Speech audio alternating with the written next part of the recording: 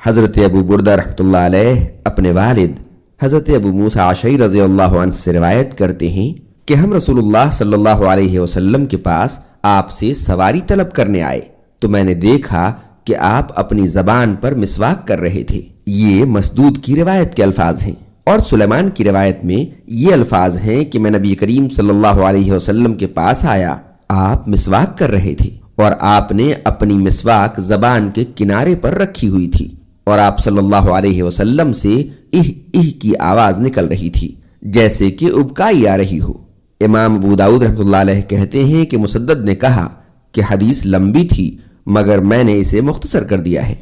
ابو داؤد حدیث نمبر 49۔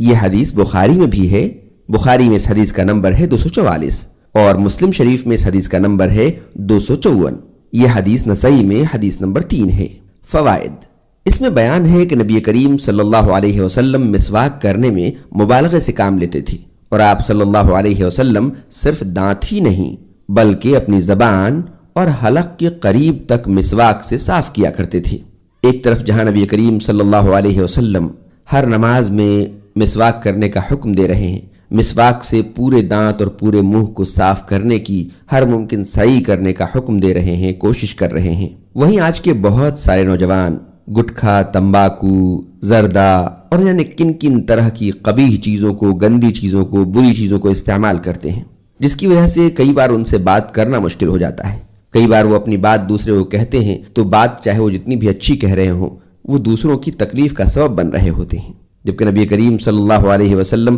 منہ کی صفائی پر کتنا زیادہ دھیان دے رہے ہیں۔ ایسے نوجوانوں کو چاہیے کہ ایسی حرام چیزوں کو، ایسی بری چیزوں کو اور اس جیسی بہت سی مکروہات سے اپنے آپ کو بچانا چاہیے، اپنے منہ کو صاف ستھرا رکھنا چاہیے تاکہ بہت سارے انفیکشن سے، بہت ساری بیماریوں سے ان کی حفاظت ہو سکے، اور نبی کریم صلی اللہ علیہ وسلم کی سنت پر عمل کا تو ثواب ملے گا ہی۔ اللہ ہماری اصلاح فرما دے، آمین۔